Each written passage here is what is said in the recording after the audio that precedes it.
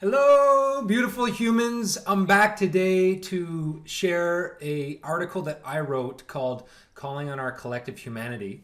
And this article was sent to the same folks as my last one, Higgs and Russell and Cardy and George Daly, and the entire legislature and public health were CC'd in this. And this was the guy that landed me in a disciplinary meeting for insubordination. I really recommend that when you listen to this, you take it in without your lens as so-and-so, this and that. Just be a human and listen to what I have to say. It's official. The New Brunswick government has institutionalized medical apartheid. Wait, what? Those who have and have not participated in human trials for genetic experiments is the basis on which such an absurd course of action has been predicated. You know, Canada has been known as one of the leading countries in the world around rights and freedoms, and yet virtually overnight, in these last 6 months, that's just completely changed. Private businesses are now being regulated and forced and mandated and fined if they're not asking for vax passes.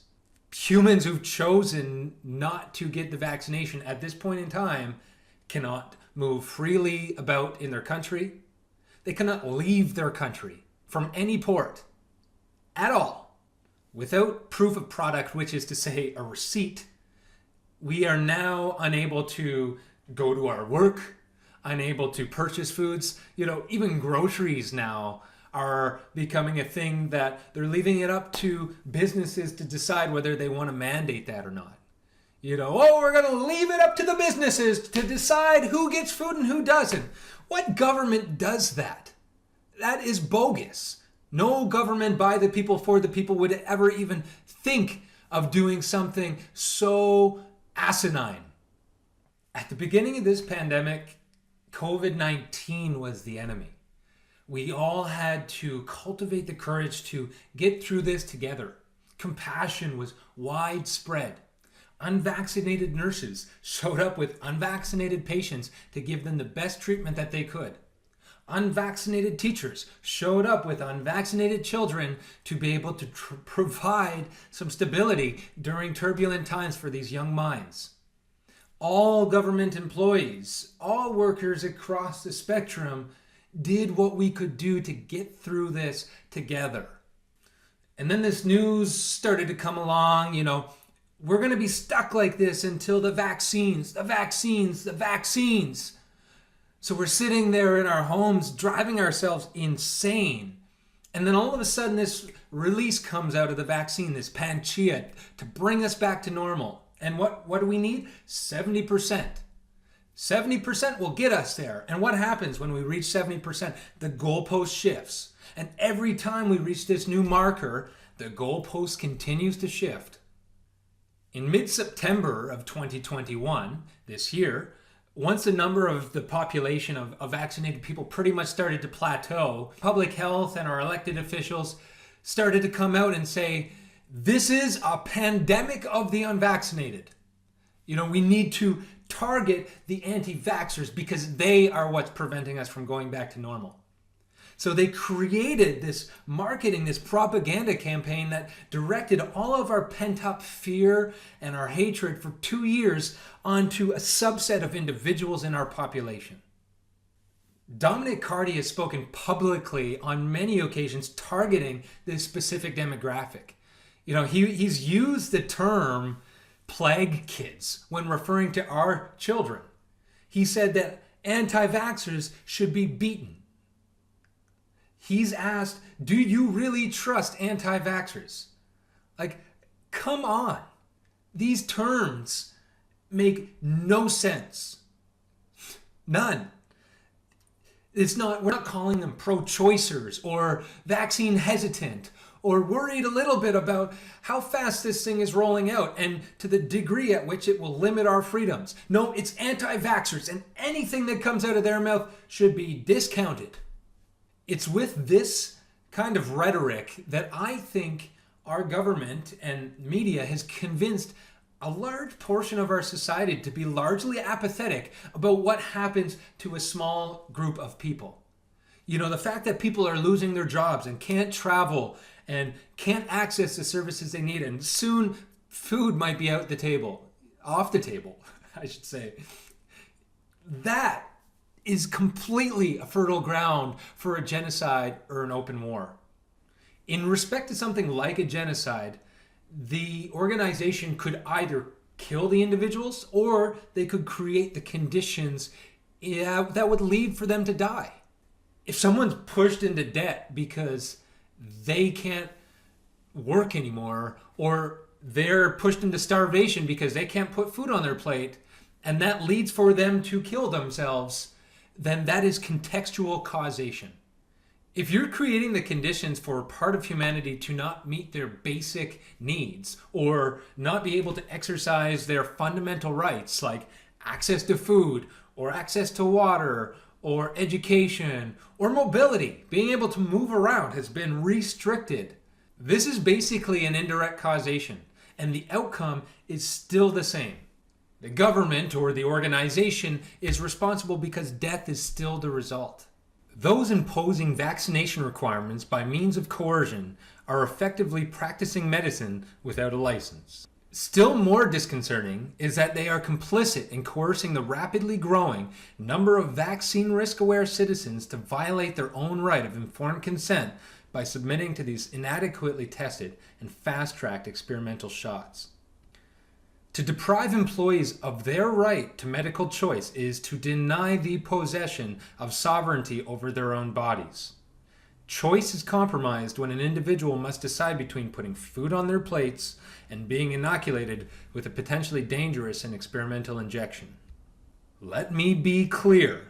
The government has called this choice in an attempt to escape having to answer to criminal charges of extortion and abuse, both which are punishable under the Criminal Code of Canada. Back in 1945, post-World War II, the United States decided to prosecute the German doctors who were conducting unethical experimental trials on the Jewish people and others in the concentration camps. And it didn't matter whether the doctors said they were doing what they were told, just following their orders. They were still prosecuted. And out of that trial came one of the most important documents in medical ethics history, is the Nuremberg Code. And that's a series of 10 points around medical experimentation. I just want to highlight one little piece of that right now, which is the voluntary consent of the human subject is absolutely essential. This means that they must be able to exercise free power of choice, which means no force, no fraud, no deceit, no duress, overreaching, or other constraint or coercion is used to gain consent. And sufficient comprehension of the subject matter involved as to enable that individual to make an informed decision.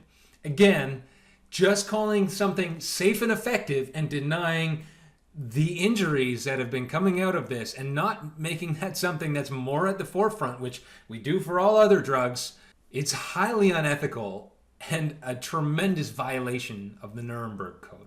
Censorship, doublespeak, hate speech, and hypocrisy have been the modus operandi of our government since the pandemic began.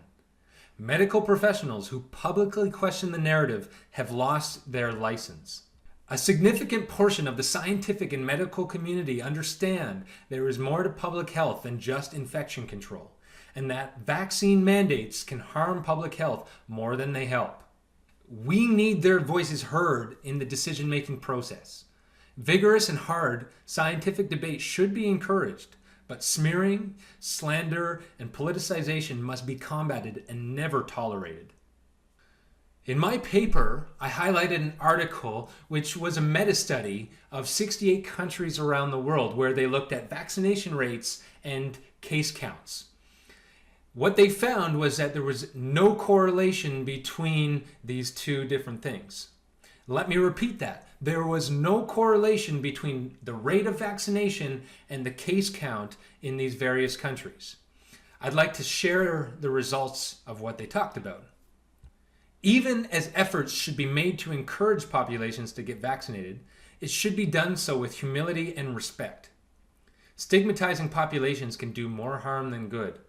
Importantly, other non-pharmacological prevention efforts, for example, the importance of basic public health hygiene with regards to maintaining safe distance or hand washing, promoting better, frequent, and cheaper forms of testing, needs to be renewed in order to strike the balance of learning to live with COVID-19 in the same manner that we continue to live 100 years later with various seasonal alterations of the 1918 influenza virus. All of our policies and actions that are being taken are being done with a total lack of respect and humility. This attack on a certain subsection of our population has been completely dehumanizing, and this is a pattern that has happened throughout history. It is an ugly side of humanity that has repeated itself again and again and again. And we're seeing it happen once again today. As an educator, I strive to create a learning environment that inspires students to live authentically, to think expansively, and to create bravely.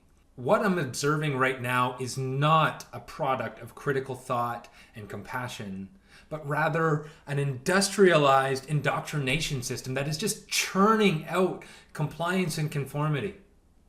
Education is not memorizing dates or historical facts. Education is understanding how the majority of a population was convinced that their government's violent and oppressive actions were required for the greater good. Education is learning how to spot the signs of history repeating itself, including tyranny. I stand in solidarity with those honoring and fighting for our rights and freedoms. I refuse to participate in nor uphold the legitimacy of corrupt and oppressive institutions. I have no intention of complying with GNB's discriminatory mandate. The government can take away my salary, but not my integrity. Understand this. It is merely the idea that we should live in fear and scarcity that allows us to surrender our sovereignty to a centralized and easily corruptible organization.